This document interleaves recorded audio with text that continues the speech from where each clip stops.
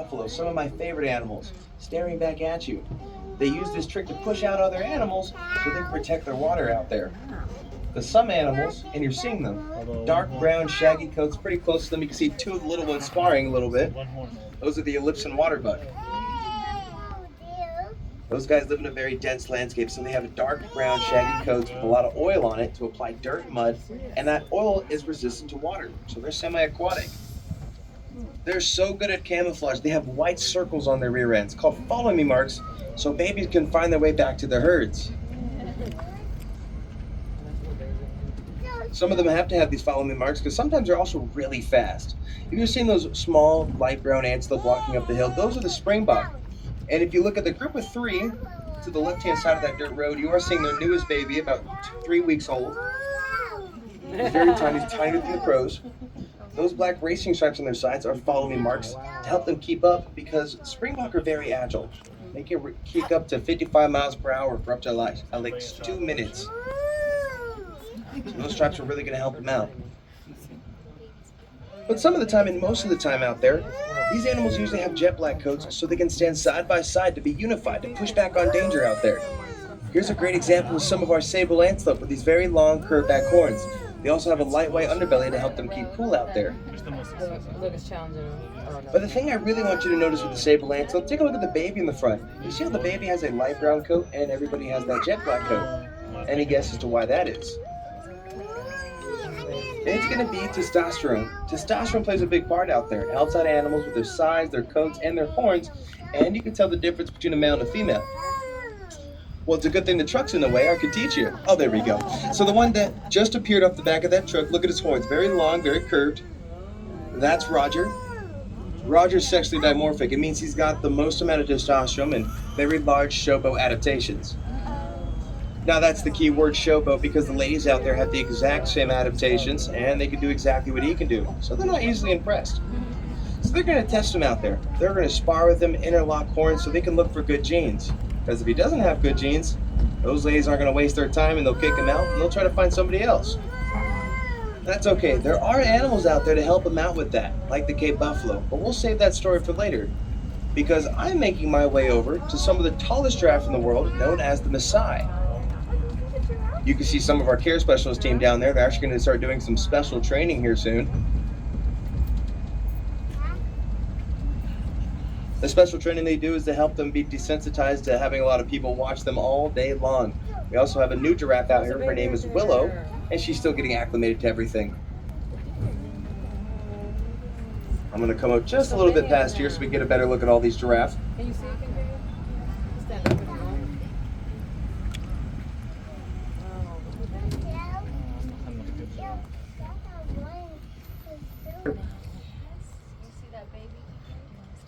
Now, interesting with these giraffe, not because of predators, but because they live in a higher climate near Mount Kilimanjaro. So they keep warm and insulated where they live. Well, what do you think keeps them cool in places like San Diego?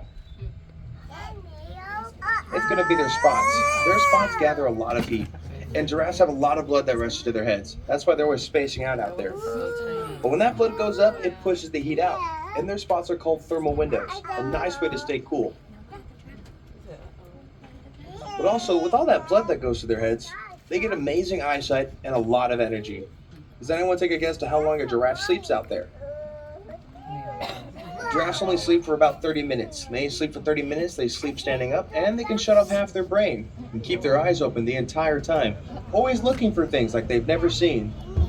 Like here on the passenger side, they'll never see these guys a day in their life. They live up in Somalia and Ethiopia. These are the Somali wild donkey.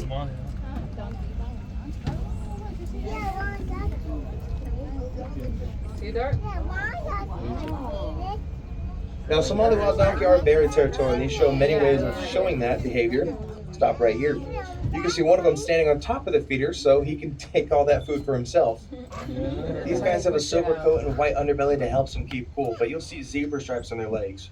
And those zebra stripes are their follow-me marks to help find each other, because they group up, block off rivers, ponds, lakes, and they're even known to chase storm clouds out there. Some of them are so territorial, like this guy to the far left. His name is Noctu. He sits all by himself. He doesn't like anybody. He likes all the food to himself. So if you want to help these guys stop being so stingy, just being on tours like mine and learning about these animals a little bit really does help them out there. So thank you guys for being here. But we're going to start going up the hill to see what else we can find. Do enjoy some scenery because my tram does get a little bit loud, and I'll be right back.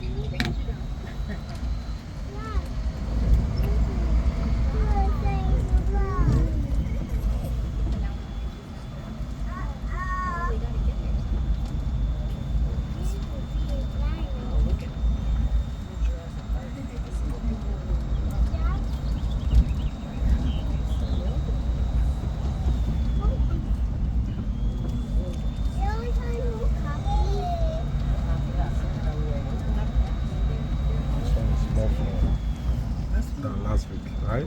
Yeah.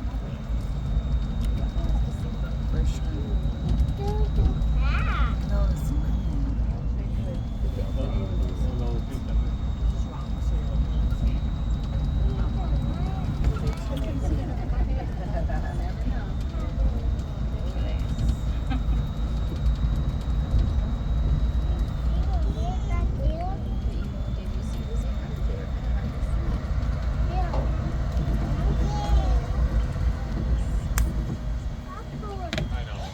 All right, making my way up here on the driver's side, my old friend. A whole lot of nothing. Wow. All right, here on the passenger side, we might have to try to find something. This is the African forest. 3 animals from the red-fronted gazelle, the red lechwe, and the bongo. Bongo are the most difficult to find. They're dark orange and they're 1,500 pounds, but they like to make it real difficult. They've got 3 new babies out there. Now, I do see some red-fronted gazelle. If you look on the right-hand side of the lake, just above the dirt road, there's 2 sitting under a tree there. And I see some red lechwe left-hand side of the lake, just in between some trees out there. These guys love to stand at some very awkward angles because they're very smart. If you guys didn't know, predators are red-green colorblind, so when they hide deep in the forest like this, they're basically invisible. That's why a lot of predators have well adapted to having an extremely strong sense of smell so they can find them out there. But they've also had to well adapt because all antelope, gazelles, and deer are all great seed displacers.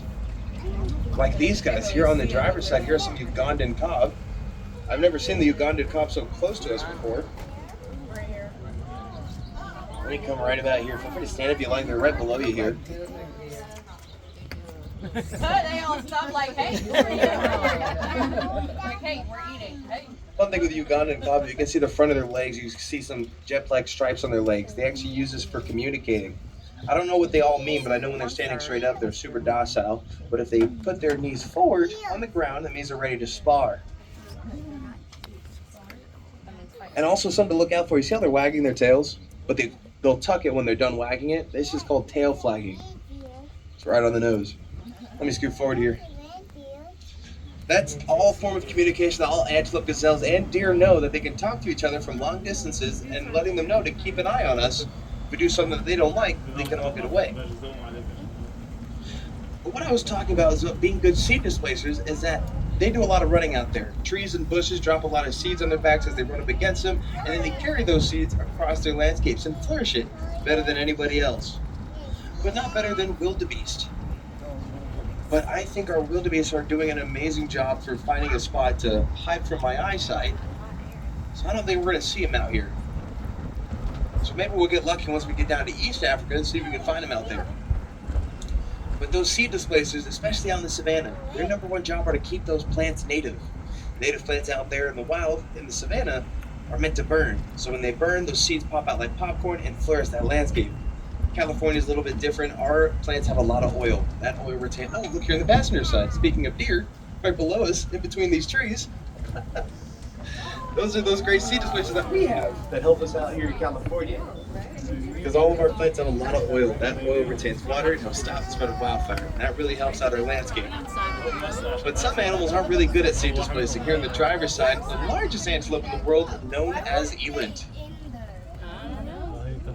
I'll stop right here. You might have to stand up. There are just below the hill here. Eland are 2,000 pounds. These guys have a lot of size, and that size is going to make them overheat. So they've got a unique way to keep cool. If you take a look at their necks, you're going to see a goatee. That goatee is called a dewlap. It's full of blood, and I wish I had one, because when they walk or run, it regulates their temperature and make them better endurance runners. And these guys are really good at keeping the pace. It's really helpful. Take a look at their horns. You see that spiral texture. Now they use that like a fork. And if you look towards me on this tree on the left-hand side, this is what they look for. This is the thorn tree. This is what all giraffes and those eland love to eat off of. It's got a lot of nutrients. So when they pull all down all those top shelf resources, those richer nutrients are going to help their babies get up to 2,000 pounds within the year. And those eland leave a lot of crumbs. So when baby giraffes don't have mom near, they can just follow behind the paths of eland to help them out. So these guys are all very connected. And speaking of connected, cave buffalo are some of my favorite animals. But as you can see, you can't see anything right now. When buffalo go to one side of the habitat, everybody else loves to follow in their footsteps. So it does change up my tour just a little bit. So enjoy some scenery as we make our way over to them.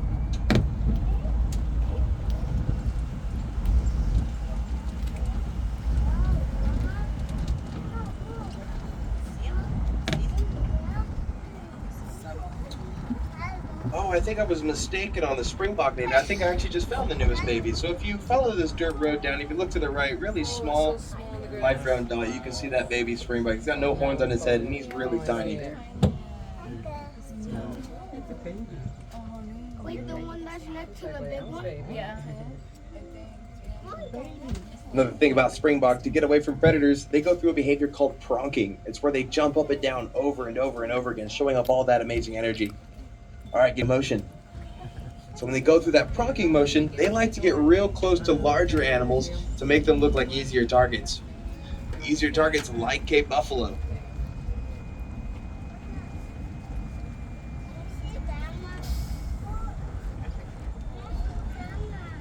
Now you can see a large group of buffalo right here if you're trying to get a good look at them.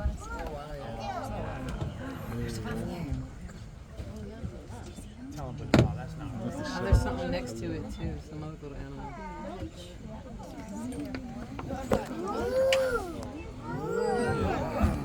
Now if you see one of the buffalo flaring out his ears at you right now, that's actually also how he keeps cool. So he can flare out his ears to be more intimidating, but he also uses it as a radiator, gathering up all that heat so he can flap it forward and stay cool. These guys also like to stay close to each other to fan each other off and keep those insects away so they can have a more comfortable time. All right, let me get back into motion here. I think we'll have another angle to check these guys out. But buffalo are also very helpful animals. Now, they all have horns pointed forward to push back on danger, but it's mainly to push each other off so they can all get their food and resources a lot easier. These guys love to keep those antelope close and spar with them, because sparring with them helps them build up testosterone and have very strong adaptations. And in return, all the antelope and gazelles, they're all great seed displacers and flourishing their landscapes and giving them the food that they need to thrive. All right, we're going to go down to East Africa and see what else we can find, but I am going to take this chance to say thank you guys because you're just as connected with that environment as the Cape buffalo are to those antelope and gazelles. Because when you come out here, you take those pictures of what you've learned, you can inspire more folks to come down, and then they purchase things like food, water, tickets just to see the animals. All that money goes to different projects and conservation acts around the world. So thank you guys because you are critical to ensuring all wildlife thrives. Also, while we're not seeing anything right now, please make sure you guys are drinking water. It is very hot. I hate the heat. I'm from Wisconsin, and I just want to make sure we're not having any accidents out there. But hopefully we're going to get lucky and see those baby Rothschild's giraffe once again, and our brand new male rhino. His name is Moose. Just came down from South Africa, and he's pretty interesting to talk about. And also, Elephant Valley has a brand new male elephant. His name is Studula. He just came down here. He's been here for about a week, and those elephants have been pretty rowdy since. So go and check them out if you haven't already. Here on the driver's side, you can see those greater flamingos once again, showing off all those really cool colors. But I see some giraffes eating alongside the wall, so I'm going to see if I can get you a great look of some Rothschild's giraffe. While we make our way over to them, take a look at all the trees out there. You're going to see a lot of shavings on those trees. Giraffes love fiber, so they can lick the fiber out of those trees and use that to carry them across their landscapes. All right, feel free to stand up as I like. Like I said, I can't stop, but if you like to stand up as I do, it's pretty close to you here.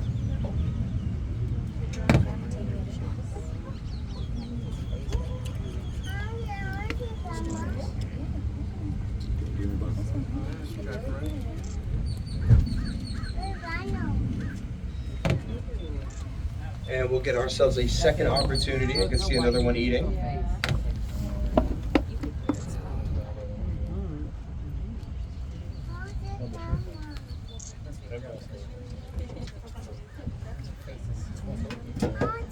There's the rhino.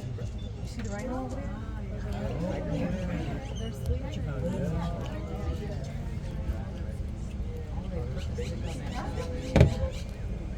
All right, awesome. Also, didn't want to stop for those drafts because I did show you a lot of drafts today, but I want to make sure I get you enough time to get some great looks of our big crashed Southern White rhinos up ahead here on the passenger side, and they're hanging out right under the palm trees.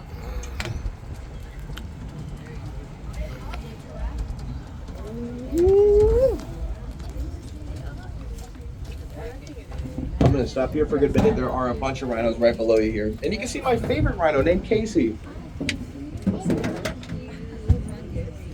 So if you look at the rhino with a very long and sharp horn, that's Casey. She's my favorite. She's second in command, right next to the matriarch.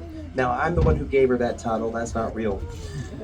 But male rhinos, before they get accepted, the female rhinos, some of them, especially the matriarch, have to spar with them. Look for good genes. But I've never seen Casey lose, not one time. And that's why she is my favorite. She's the toughest rhino out here. I think I see Moose, but he's way out there in the field right now, so you might have to go over to claim a point to see him.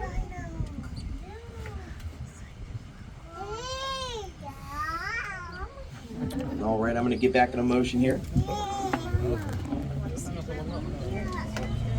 But how rhinos have all these really cool shapes and sizes on their horns is because it's made out of keratin. Very easy to maintenance. They can make it long, short, stubby, pointy, whatever they want. It's used for a lot of things, except for medicine. Keratin has no medicinal properties, but that's why those rhinos get poached out there. So when you guys do learn little things like that and tell your friends, you can really help them out there in the wild. Thank you guys for being here. You still have some more time left in your day. Go over to the Australian habitat. Go see the only platypus outside of Australia here at our facility. A quick shortcut's going to be right through Elephant Valley, which cuts right through the park and slightly close to the World Garden, where you can check out thousands of those plants and help you preserve your landscape. I just gotta wait for this tram to leave the station, and I'll drop you guys off here in just a moment.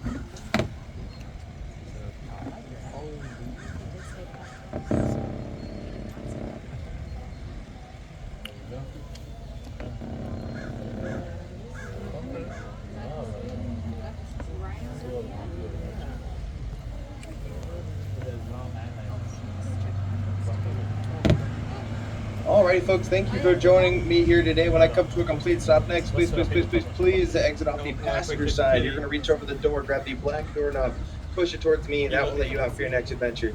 Thank you for joining me at the African Tram. Enjoy the rest of your day. San Diego Zoo. Basically drag him on the floor with your foot. Call it kick the kitty.